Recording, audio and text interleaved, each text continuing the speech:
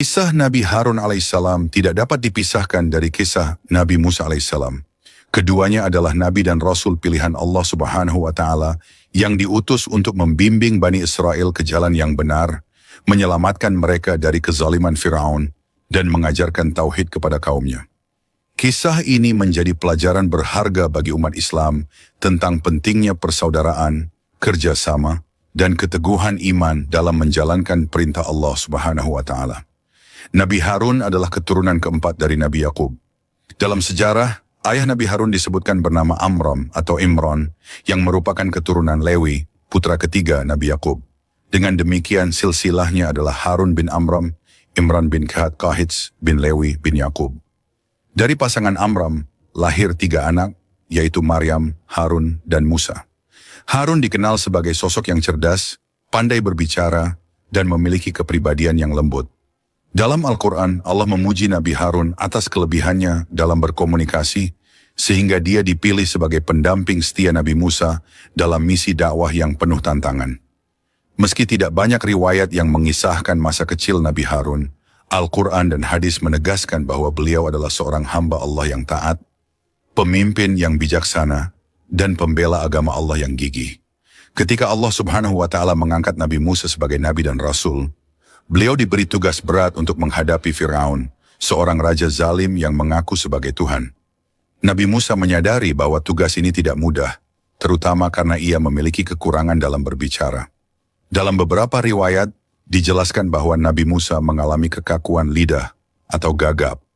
Salah satu riwayat mengungkapkan bahwa hal ini bermula saat Nabi Musa masih kecil. Ketika itu Firaun mulai curiga bahwa Musa adalah anak istimewa yang kelak akan menjatuhkannya. Untuk menguji Nabi Musa, Firaun menyuruhnya memilih antara bara api atau permata. Dengan kuasa Allah Subhanahu wa Ta'ala, Nabi Musa memilih bara api dan memasukkannya ke dalam mulut sehingga lidahnya terbakar dan menjadi kurang fasih dalam berbicara. Namun riwayat lain menyebutkan bahwa Nabi Musa alaihissalam hanya merasa gugup saat berbicara di hadapan orang banyak. Apapun sebabnya, Nabi Musa alaihissalam merasa perlu meminta bantuan dari Allah Subhanahu wa Ta'ala. Dengan penuh kerendahan hati, Nabi Musa berdoa kepada Allah agar Harun saudaranya dijadikan pendampingnya dalam menyampaikan dakwah. Doa ini diabadikan dalam Al-Quran, surat Taha ayat 29-35. Ya Tuhanku, lapangkanlah dadaku dan mudahkanlah urusanku dan lepaskanlah kekakuan dari lidahku, agar mereka mengerti perkataanku. Dan jadikanlah untukku seorang pembantu dari keluargaku, yaitu Harun, saudaraku. Teguhkanlah kekuatanku dengan dukungannya, dan jadikan dia teman dalam urusanku, agar kami banyak bertasbih kepadamu dan banyak mengingatmu. Sesungguhnya engkau maha melihat keadaan kami. Surat Taha ayat 29-35. Allah Subhanahu wa Ta'ala mengabulkan doa Nabi Musa dan menjadikan Nabi Harun sebagai pendamping dalam misi dakwahnya. Dalam Al-Quran surat Al-Furqan ayat 35, Allah menegaskan bahwa Nabi Harun alaihissalam diangkat sebagai nabi untuk membantu saudaranya. Dan sungguh kami telah memberikan kitab Taurat kepada Musa, dan kami jadikan Harun saudaranya sebagai pendampingnya. Surat Al-Furqan ayat 35. Sebelum kita masuk ke kisah utamanya, kami mohon agar Anda menonton video ini hingga akhir, supaya tidak terjadi kesalahpahaman. Bismillah, mari kita mulai kisahnya. Sebagai seorang pendamping Nabi Musa alaihissalam, Nabi Harun alaihissalam memiliki peran penting dalam membantu Nabi Musa alaihissalam menghadapi Firaun dan membimbing Bani Israel. Nabi Harun dikenal sebagai seorang yang fasih berbicara, sehingga ia mampu menjelaskan pesan Allah dengan jelas kepada kaum yang seringkali keras kepala. Kisah perjuangan keduanya penuh dengan tantangan. Tidak hanya harus menghadapi Firaun yang kejam, mereka juga harus menangani sikap keras kepala dan pembangkangan Bani Israel. Salah satu ujian terberat yang dihadapi Nabi Harun alaihissalam adalah ketika kaumnya tergoda untuk menyembah patung anak sapi emas yang dibuat oleh Samiri saat Nabi Musa bermunajat di Gunung Sinai. Dalam Al-Quran kisah ini diabadikan di beberapa surah seperti surah Taha ayat 85-97 dan surah Al-A'raf 148-150. Allah mengingatkan bahwa Bani Israel telah disesatkan oleh Samiri dan menyembah anak sapi, meskipun Nabi Harun telah berusaha keras untuk mencegah mereka. Dalam perjalanan menuju Tur Sina setelah melintasi lautan di bagian utara dari Laut Merah, dan setelah mereka merasa aman dari kejaran Raja Firaun dan kaumnya, Bani Israel yang dipimpin oleh Nabi Musa itu melihat sekelompok orang-orang yang sedang menyembah berhala dengan tekunnya. Berkatalah mereka kepada Nabi Musa, "Wahai Musa, buatlah untuk kami sebuah Tuhan berhala, sebagaimana mereka mempunyai berhala-berhala yang disembah sebagai Tuhan." Musa menjawab, "Sesungguhnya kamu ini adalah orang-orang yang bodoh dan tidak berpikiran sehat. Persembahan mereka itu kepada berhala adalah perbuatan yang sesat dan batil, serta pasti akan dihancurkan oleh Allah Subhanahu wa Ta'ala. Patutkah aku mencari Tuhan untuk kamu selain Allah yang telah memberikan karunia kepada kamu, dengan menyelamatkan kamu dari Firaun, melepaskan kamu dari perhambaannya dan penindasannya, serta memberikan kamu kelebihan di atas umat-umat yang lain? Sesungguhnya suatu permintaan yang aneh daripada kamu, bahwa kamu akan mencari Tuhan selain Allah yang demikian besar nikmatnya atas kamu. Allah pencipta langit dan bumi, serta alam semesta. Allah yang baru saja kamu saksikan kekuasaannya dengan ditenggelamkannya Firaun berserta bala tentaranya untuk keselamatan dan kelangsungan hidupmu. Sebagaimana firman Allah dalam surah Al-A'raf, maka mereka berkata, "Wahai Musa, buatlah untuk kami sebuah Tuhan berhala sebagaimana mereka mempunyai beberapa Tuhan berhala." Dia Musa menjawab, "Sungguh, kamu adalah kaum yang bodoh." Al-Quran Surah Al-A'raf 138. Perjalanan Nabi Musa, Nabi Harun dan Bani Israel dilanjutkan ke Gurun Sinai, di mana panas matahari sangat teriknya dan sunyi dari pohon-pohon atau bangunan, di mana orang dapat berteduh di bawahnya.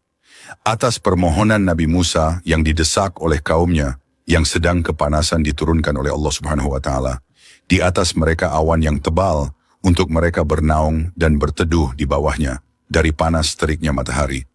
Di samping itu, tatkala bekalan makanan dan minuman mereka sudah berkurang dan tidak mencukupi keperluan, Allah Subhanahu wa Ta'ala menurunkan hidangan makanan manna, sejenis makanan yang manis sebagai madu dan salwa. Burung sebangsa puyuh dengan diiringi firman-Nya, "Makanlah makanan-makanan yang baik yang kami telah turunkan bagimu." Demikian pula tatkala pengikut-pengikut Nabi Musa mengeluh kehabisan air untuk minum dan mandi, di tempat yang tandus dan kering itu, Allah Subhanahu wa Ta'ala mewahyukan kepada Nabi Musa agar memukul batu dengan tongkatnya. Lalu memancarlah dari batu yang dipukul itu 12 mata air untuk 12 suku bangsa Israel yang mengikuti Nabi Musa. Masing-masing suku mengetahui sendiri dari mata air mana mereka mengambil keperluan airnya. Bani Israel pengikut Nabi Musa yang sangat manja itu merasa masih belum cukup atas apa yang telah Allah Subhanahu wa Ta'ala berikan kepada mereka, yang telah menyelamatkan mereka dari perhambaan dan penindasan Firaun, memberikan mereka hidangan makanan dan minuman yang lazat dan segar di tempat yang kering dan tandus. Mereka menuntut lagi dari Nabi Musa agar memohon kepada Allah menurunkan bagi mereka apa yang ditumbuhkan oleh bumi dari rupa-rupa sayur mayur, seperti ketimun, bawang putih, kacang adas, dan bawang merah, karena mereka tidak puas dengan satu macam makanan. Terhadap tuntutan mereka yang aneh-aneh itu berkatalah Nabi Musa, "Mahukah kamu memperoleh sesuatu yang rendah nilai dan harganya sebagai pengganti dari apa yang lebih baik yang telah Allah karuniakan kepada kamu? Pergilah kamu ke suatu kota, di mana pasti kamu akan dapat apa yang telah kamu inginkan dan kamu minta." Menurut riwayat sementara ahli tafsir, bahwasanya tatkala Nabi Musa berada di Mesir, ia telah berjanji kepada kaumnya akan memberi mereka sebuah kitab suci yang dapat digunakan sebagai pedoman hidup, yang akan memberi bimbingan dan sebagai tuntunan bagaimana cara mereka bergaul dan bermuamalah dengan sesama manusia, dan bagaimana mereka harus melakukan persembahan dan ibadah mereka kepada Allah Subhanahu wa Ta'ala. Di dalam kitab suci itu mereka akan dapat petunjuk akan hal-hal yang halal dan haram, perbuatan yang baik yang diridai oleh Allah Subhanahu wa Ta'ala, di samping perbuatan-perbuatan yang mungkar yang dapat mengakibatkan dosa dan murkanya Tuhan. Maka setelah perjuangan menghadapi Firaun dan kaumnya yang telah tenggelam binasakan di laut selesai, Nabi Musa memohon kepada Allah agar diberinya sebuah kitab suci untuk menjadi pedoman dakwah dan risalahnya kepada kaumnya. Lalu Allah Subhanahu wa Ta'ala memerintahkan kepadanya agar untuk itu ia berpuasa selama 30 hari penuh. Lanjut semasa bulan Zulkaidah. Kemudian pergi ke Bukit Tursina, di mana ia akan diberi kesempatan bermunajat dengan Tuhan, serta menerima kitab penuntun yang diminta. Setelah berpuasa selama 30 hari penuh, dan tiba saat ia harus menghadap kepada Allah Subhanahu wa Ta'ala di atas Bukit Tursina, Nabi Musa merasa segan akan bermunajat dengan Tuhannya, dalam keadaan mulutnya berbau kurang sedap akibat puasanya. Maka ia menggosokkan giginya dan mengunyah daun-daunan dalam usahanya menghilangkan bau mulutnya. Ia ditegur oleh malaikat yang datang kepadanya atas perintah Allah Subhanahu wa Ta'ala. Berkatalah malaikat itu kepadanya, "Hai Musa, mengapakah engkau harus menggosokkan gigimu untuk menghilangkan bau mulutmu yang menurut anggapanmu kurang sedap? Padahal bau mulutmu dan mulut orang-orang yang berpuasa bagi kami adalah lebih sedap dan lebih wangi dari baunya kasturi. Maka akibat tindakanmu itu, Allah memerintahkan kepadamu berpuasa lagi selama 10 hari, sehingga menjadi lengkaplah masa puasamu sepanjang 40 hari." Nabi Musa alaihissalam mengajak 70 orang yang telah dipilih di antara pengikutnya untuk menyertainya ke Bukit Tursina dan mengangkat Nabi Harun sebagai wakilnya, mengurus serta memimpin kaum yang ditinggalkan selama kepergiannya ke tempat bermunajat itu. Pada saat yang telah ditentukan, tibalah Nabi Musa seorang diri di Bukit Tursina, mendahului 70 orang yang diajaknya turut serta. Dan ketika ia ditanya oleh Allah, "Mengapa engkau datang seorang diri mendahului kaummu, hai Musa?" Ia menjawab, "Mereka sedang menyusul di belakangku, wahai Tuhanku. Aku cepat-cepat datang lebih dahulu untuk mencapai ridhamu." Berkatalah Musa dalam munajatnya dengan Allah, "Wahai Tuhanku, nampakkanlah zatmu kepadaku, agar aku dapat melihatmu." Allah berfirman, "Engkau tidak akan sanggup melihatku, tetapi cobalah lihat bukit itu. Jika ia tetap berdiri tegak di tempatnya sebagaimana sedia kala, maka niscaya engkau akan dapat melihatku." Lalu menolehlah Nabi Musa mengarahkan pandangannya ke arah bukit yang dimaksudkan itu, yang seketika itu juga dilihatnya, hancur luluh masuk ke dalam perut bumi, tanpa menghilangkan bekas. Maka terperanjatlah Nabi Musa, gementarlah seluruh tubuhnya dan jatuh pingsan. Namun Allah menjawab, sebagaimana dalam Al-Quran, Dia Allah berfirman, "Engkau sekali-kali tidak akan sanggup melihatku, tetapi lihatlah ke gunung itu. Jika ia tetap di tempatnya seperti sedia kala, niscaya engkau dapat melihatku." Maka ketika Tuhannya menampakkan diri kepada gunung itu, Dia menjadikannya hancur luluh, dan Musa pun jatuh pingsan. Al-Quran Surah Al-A'raf ayat 143.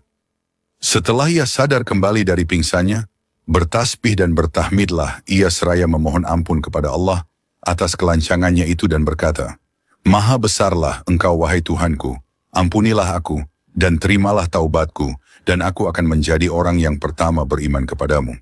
Dalam kesempatan bermunajat itu, Allah Subhanahu wa Ta'ala menerimakan kepada Nabi Musa kitab suci Taurat berupa kepingan-kepingan batu-batu atau kepingan kayu menurut sementara ahli tafsir yang di dalamnya tertulis segala sesuatu secara terperinci dan jelas mengenai pedoman hidup dan penuntun kepada jalan yang diridai oleh Allah Subhanahu wa Ta'ala. Allah mengiring pemberian Taurat kepada Musa dengan firman-Nya, "Wahai Musa, sesungguhnya aku telah memilih engkau lebih dari manusia-manusia yang lain di masamu, untuk membawa risalahku dan menyampaikan kepada hamba-hambaku. Aku telah memberikan kepadamu keistimewaan dengan dapat bercakap-cakap langsung dengan aku, maka bersyukurlah atas segala karuniaku kepadamu, dan berpegang teguhlah pada apa yang aku tuturkan kepadamu. Dalam kitab yang aku berikan kepadamu, terhimpun tuntunan dan pengajaran yang akan membawa Bani Israel ke jalan yang benar, ke jalan yang akan membawa kebahagiaan dunia dan akhirat bagi mereka. Anjurkanlah kaummu Bani Israel agar mematuhi perintah-perintahku. Jika mereka tidak ingin aku tempatkan mereka di tempat-tempat orang-orang yang fasik."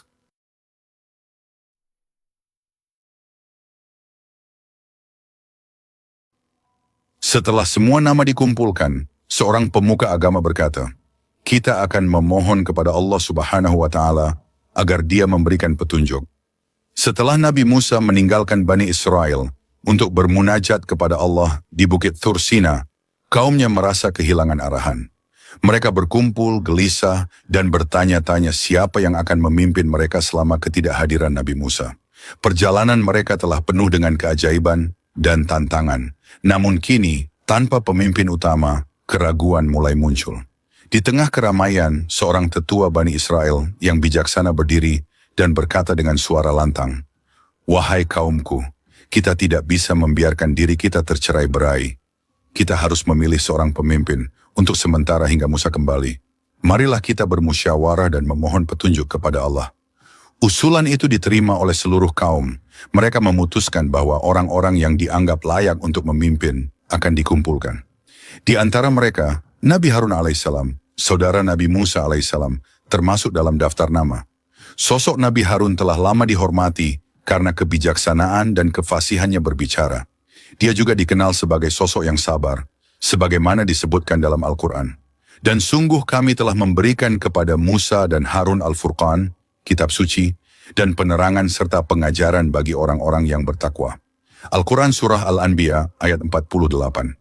Kita akan melihat ridha Allah kepada kita siapa yang layak memimpin. Setiap calon pemimpin harus membawa tongkat mereka dan meletakkannya di tanah.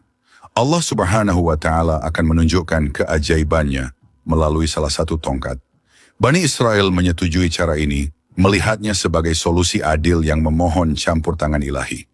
Dengan penuh khidmat, mereka berkumpul di sebuah tempat yang dianggap suci, tanah lapang yang dikelilingi bukit kecil. Calon-calon pemimpin, termasuk Nabi Harun, berdiri berjajar. Masing-masing membawa tongkat yang menjadi simbol kekuatan dan tanggung jawab.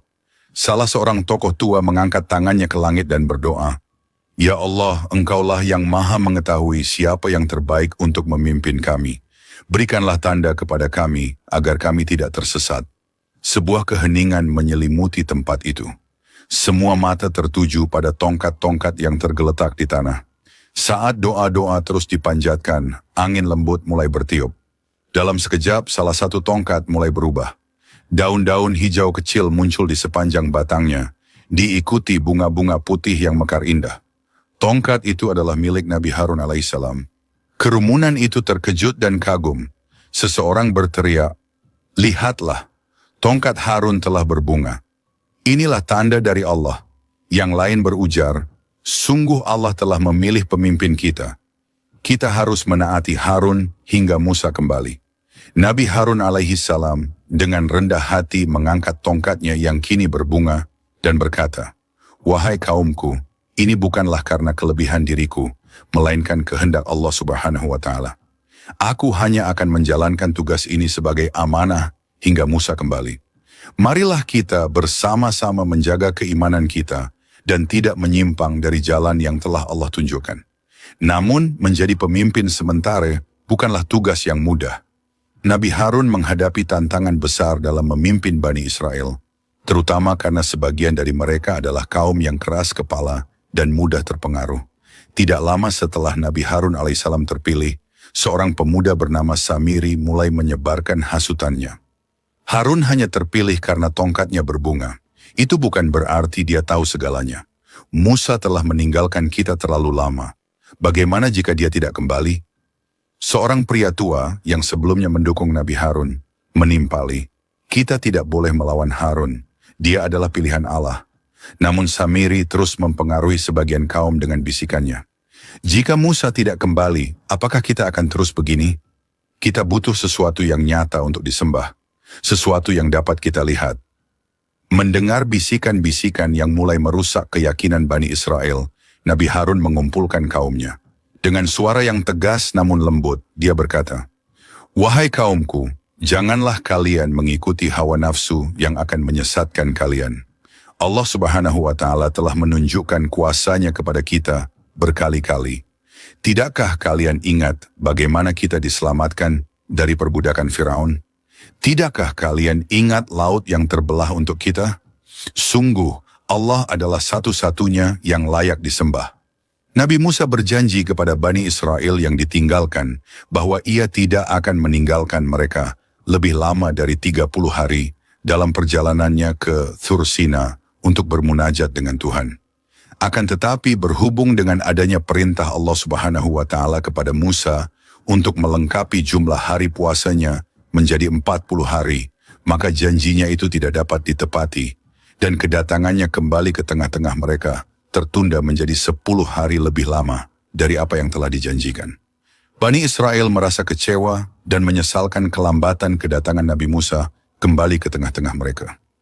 Mereka menggerutu dan mengomel dengan melontarkan kata-kata kepada Nabi Musa, seolah-olah ia telah meninggalkan mereka dalam kegelapan dan dalam keadaan yang tidak menentu.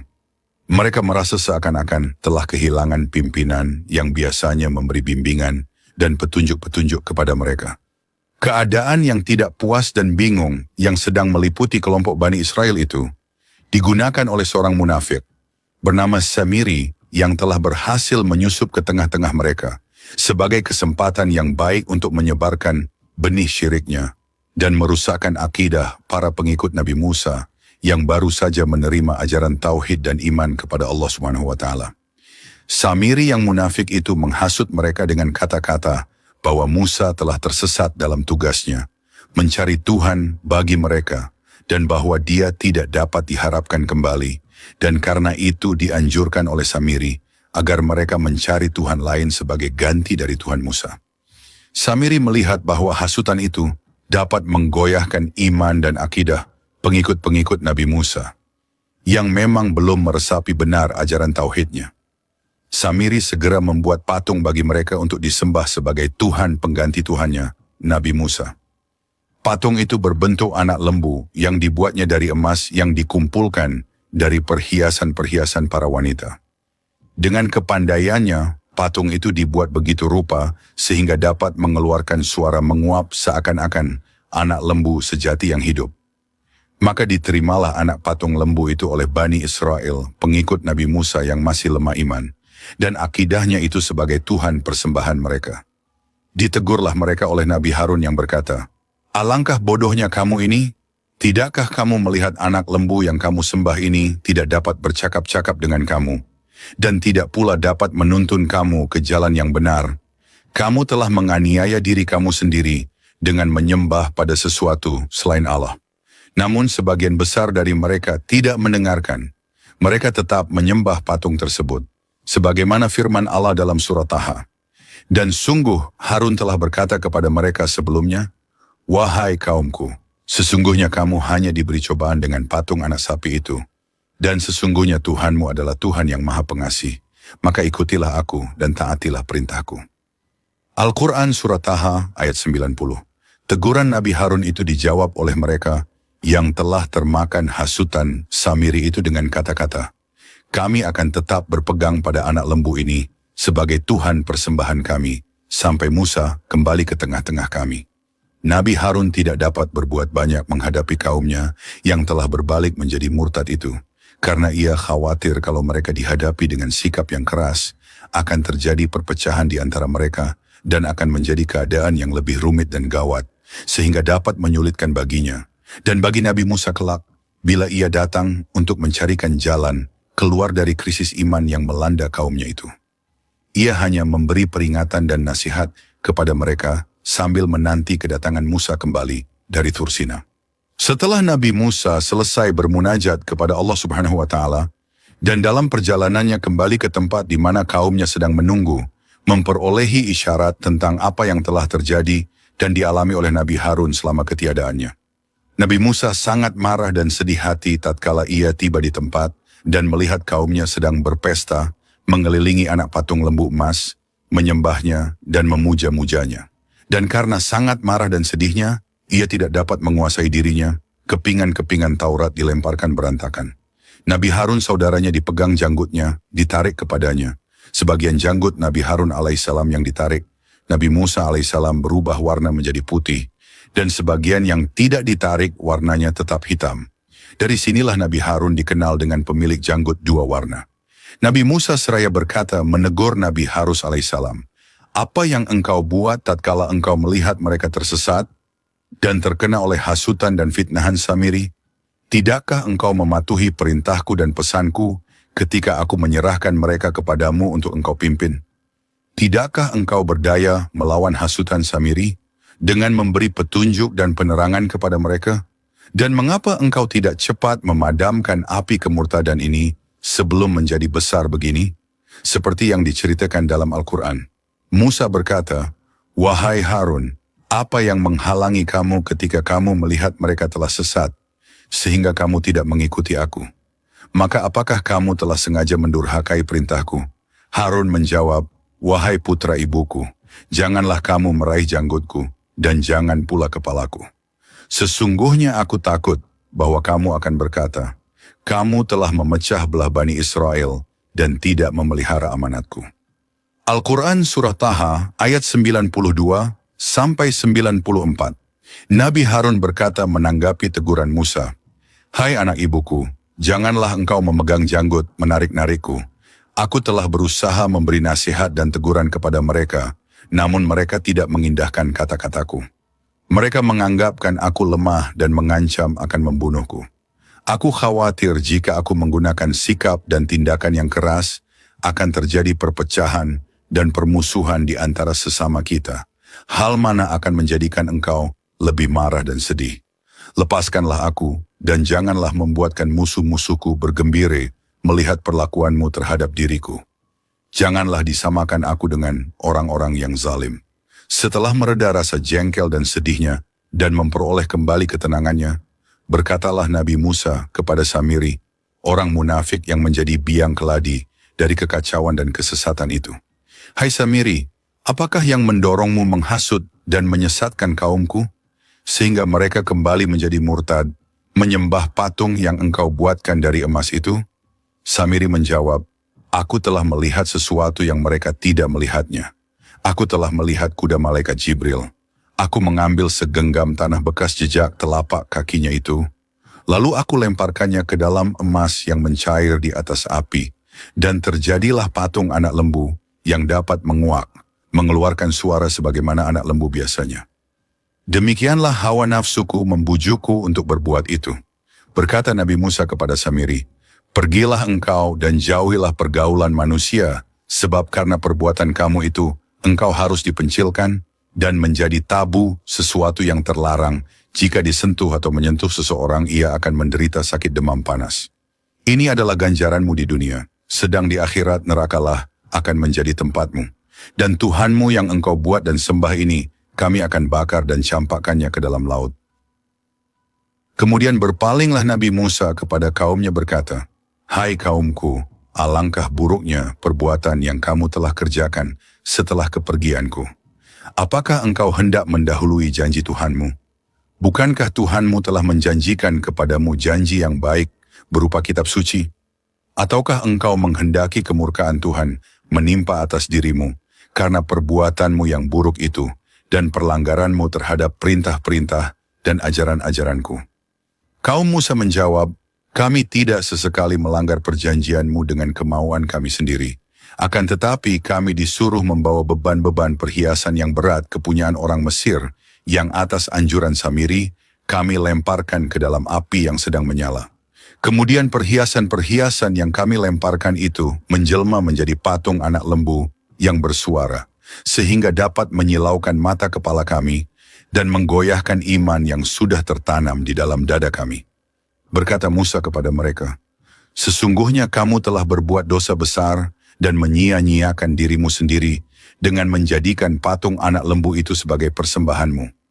Maka bertaubatlah kamu kepada Tuhan, penciptamu dan pencipta alam semesta, dan mohonlah ampunan kepadanya agar dia menunjukkan kembali kepada jalan yang benar." Akhirnya kaum Musa itu sadar atas kesalahannya dan mengakui bahwa mereka telah disesatkan oleh syaitan, dan memohon ampun dan rahmat Allah agar selanjutnya melindungi mereka dari godaan syaitan dan iblis yang akan merugikan mereka di dunia dan akhirat.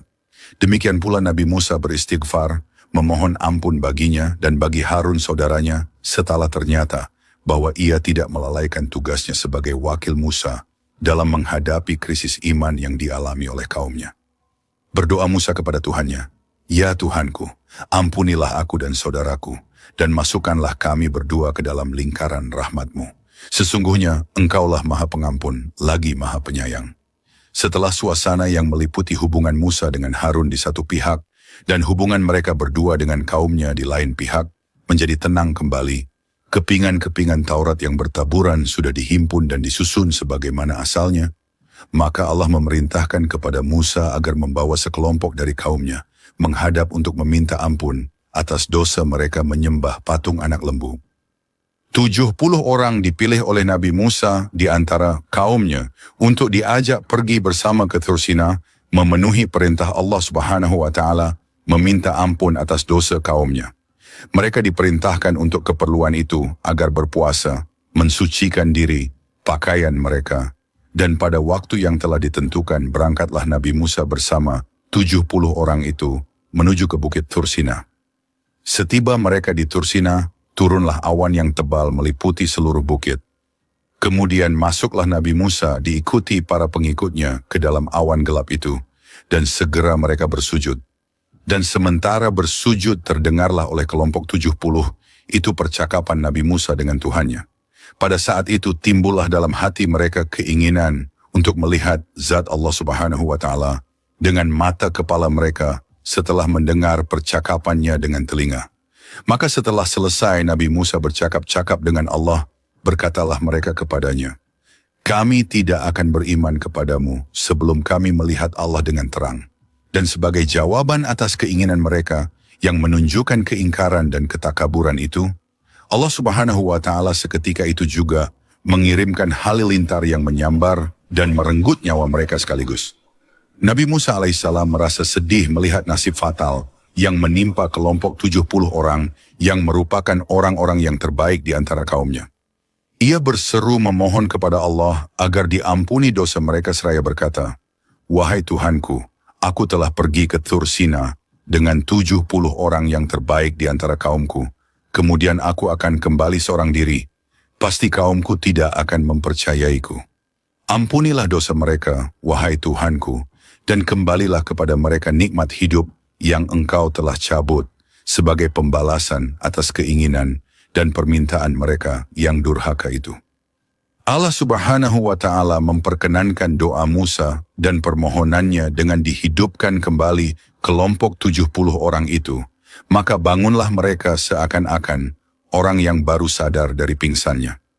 Kemudian pada kesempatan itu Nabi Musa mengambil janji dari mereka bahwa mereka akan berpegang teguh kepada kitab Taurat sebagai pedoman hidup mereka melaksanakan perintah-perintahnya dan menjauhi segala apa yang dilarangnya.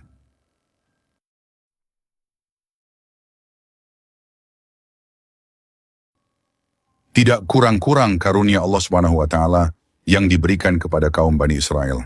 Mereka telah dibebaskan dari kekuasaan Fir'aun yang kejam, yang telah menindas dan memperhambakan mereka berabad-abad lamanya. Telah diperlihatkan kepada mereka bagaimana Allah Subhanahu wa Ta'ala telah membinasakan Fir'aun. Musuh mereka tenggelam di laut. Kemudian tatkala mereka berada di tengah-tengah padang pasir yang kering dan tandus, Allah telah memancarkan air dari sebuah batu dan menurunkan hidangan makanan manna dan salwa bagi keperluan mereka. Di samping itu Allah Subhanahu wa Ta'ala mengutuskan beberapa orang rasul dan nabi dari kalangan mereka sendiri untuk memberi petunjuk dan bimbingan kepada mereka. Akan tetapi karunia dan nikmat Allah Subhanahu wa Ta'ala yang susul menyusul yang diberikan kepada mereka tidaklah mengubah sifat-sifat mereka yang tidak mengenal syukur, berkeras kepala, dan selalu membangkang terhadap perintah Allah yang diwahyukan kepada Rasulnya. Demikianlah tatkala Allah mewahyukan perintahnya kepada Nabi Musa untuk memimpin kaumnya pergi ke Palestina, tempat suci yang telah dijanjikan oleh Allah Subhanahu wa Ta'ala kepada Nabi Ibrahim, untuk menjadi tempat tinggal anak cucunya, mereka membangkang dan enggan melaksanakan perintah itu. Alasan penolakan mereka ialah karena mereka harus menghadapi suku Kanaan yang menurut anggapan mereka adalah orang-orang yang kuat dan perkasa yang tidak dapat dikalahkan dan diusir dengan aduan kekuatan. Mereka tidak mempercayai janji Allah Subhanahu wa Ta'ala melalui Nabi Musa bahwa dengan pertolongannya mereka akan dapat mengusir suku Kanaan dari kota Ariha untuk dijadikan tempat pemukiman mereka selama-lamanya. Naik pitamlah Nabi Musa melihat sikap kaumnya yang pengecut itu, yang tidak mau berjuang dan memeras keringat untuk mendapat tempat pemukiman. tetapi ingin memperolehnya secara hadiah atau melalui mukjizat, sebagaimana mereka telah mengalaminya dan banyak peristiwa. Dan yang menyedihkan hati Nabi Musa dan Nabi Harun ialah kata-kata mengejek mereka yang menandakan bahwa dada mereka masih belum bersih dari benih kufur dan syirik kepada Allah Subhanahu wa Ta'ala.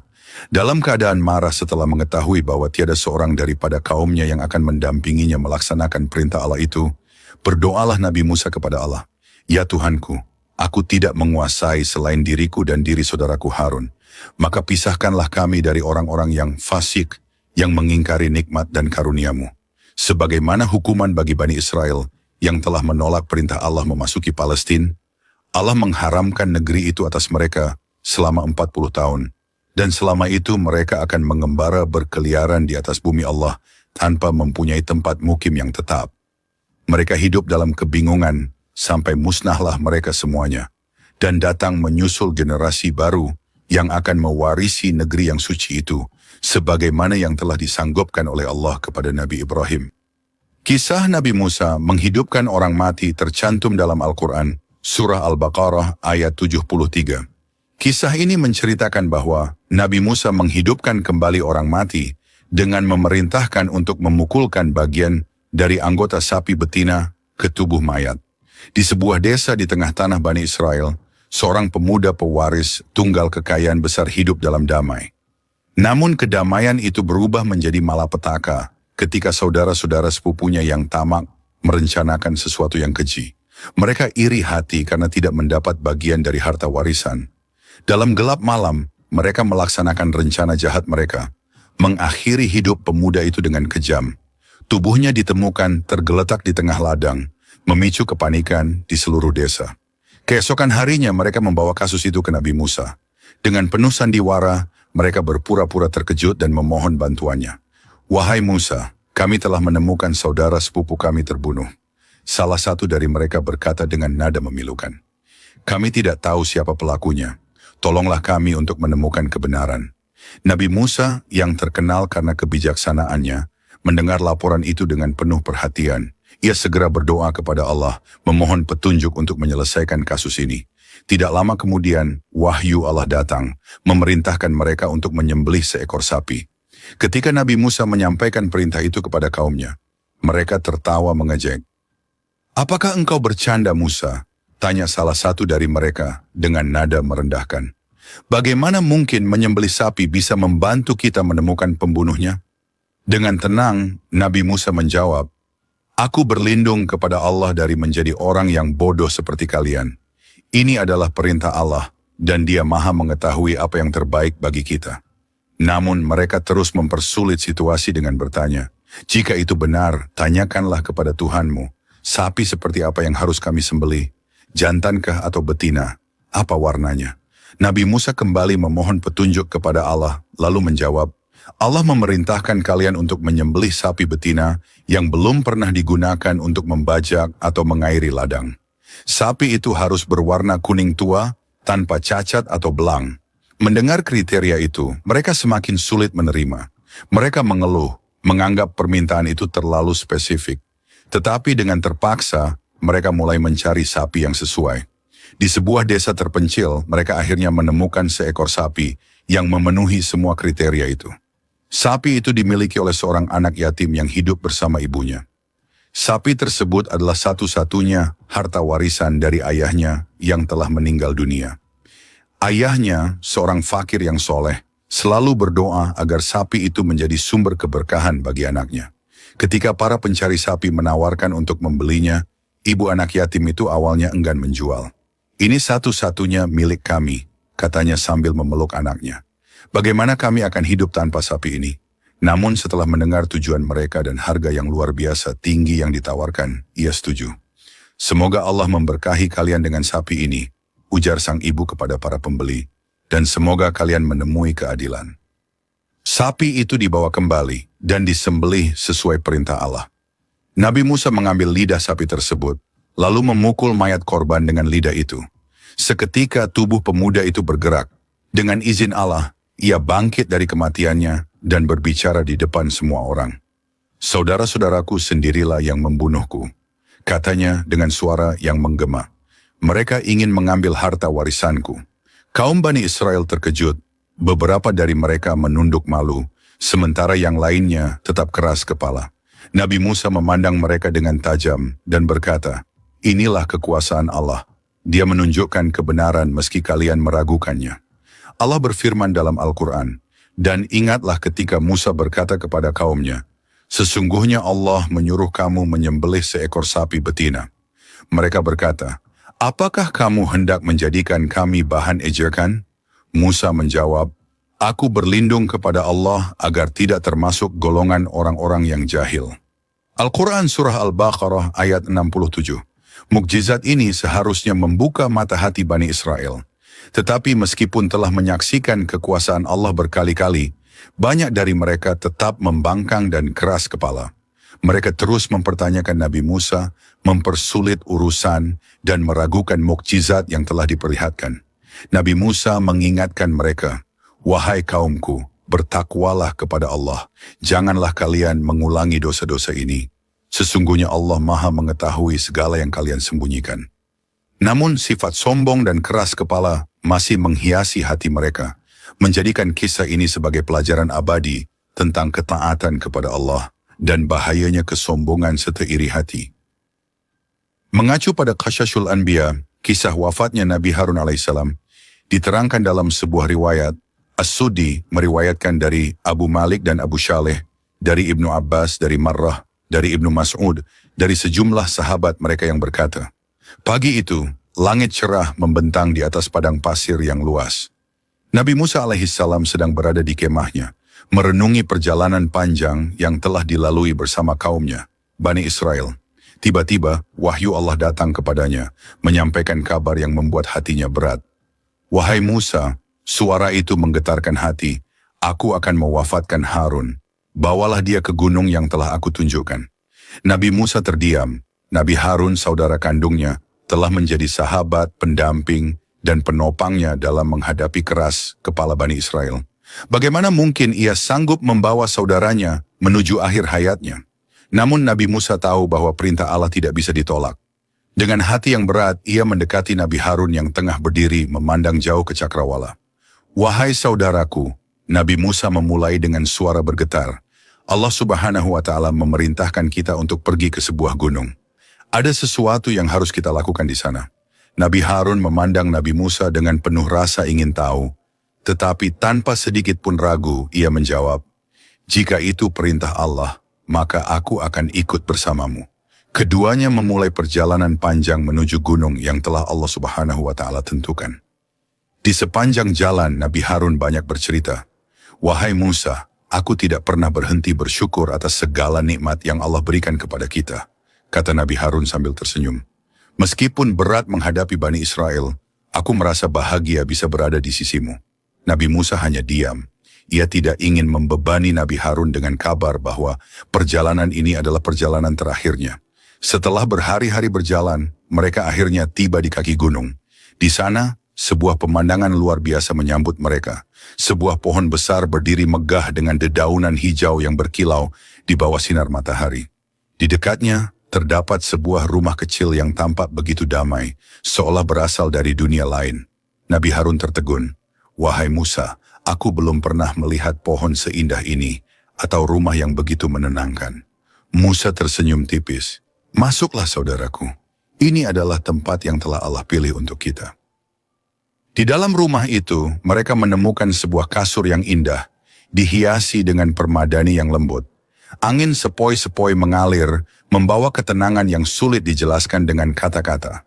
Nabi Harun memandang kasur itu dengan penuh kekaguman. 'Wahai Musa, bolehkah aku berbaring di sini? Hanya sebentar.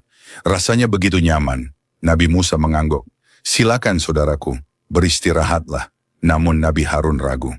'Bagaimana jika pemilik rumah ini datang dan marah kepada kita?' Nabi Musa menepuk bahu Nabi Harun. 'Jangan khawatir, aku yang akan bertanggung jawab jika ada yang datang. Berbaringlah.' Nabi Harun pun merebahkan dirinya, tetapi ia memandang Nabi Musa dengan mata penuh kasih dan berkata, 'Wahai Musa, tidurlah bersamaku. Jika pemilik rumah ini datang, biarlah kita berdua yang menanggung akibatnya.' Nabi Musa mengangguk. meski hatinya terasa berat. Ia berbaring di samping Nabi Harun, mendengar helaan napas saudaranya yang perlahan mulai tenang. Tiba-tiba suasana berubah, udara menjadi hening, seolah waktu berhenti. Di saat itu nyawa Nabi Harun dicabut oleh malaikat yang diutus oleh Allah Subhanahu wa Ta'ala. Dalam detik-detik terakhirnya, Nabi Harun membuka mata dan menatap Nabi Musa dengan pandangan penuh rasa kehilangan. "Wahai Musa," katanya lemah, "mengapa engkau tidak memberitahuku? Kau telah menipuku." Nabi Musa memegang tangan saudaranya dengan air mata mengalir. "Wahai saudaraku, ini adalah perintah Allah. Aku tidak pernah ingin menyembunyikan apapun darimu."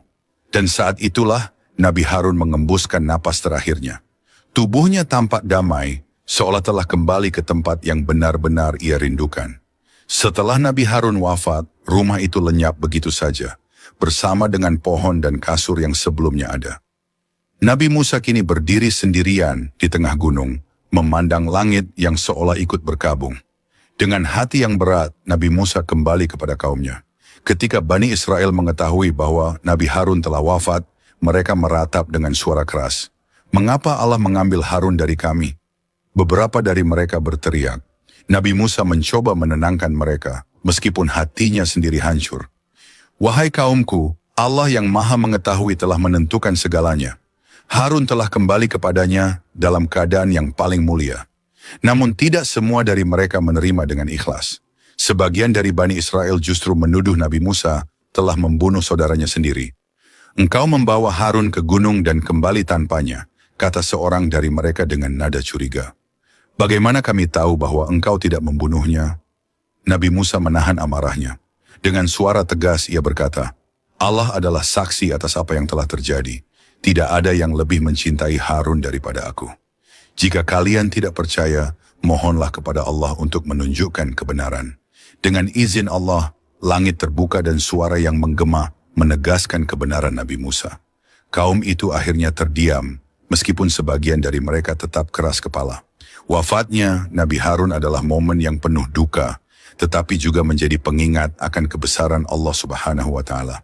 Setiap kehidupan memiliki akhirnya, dan setiap takdir telah ditentukan oleh Allah dengan hikmah yang mendalam. Nabi Musa menunjukkan ketegaran seorang pemimpin yang kehilangan saudara tercintanya.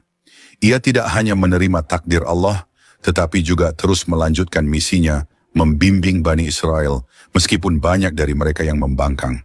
Semoga kita semua dapat mengambil pelajaran dari kisah ini, dan semakin mendekatkan diri kepada Allah dalam setiap langkah kehidupan kita. Wallahu alam. Akhir kata, wassalamualaikum warahmatullahi wabarakatuh.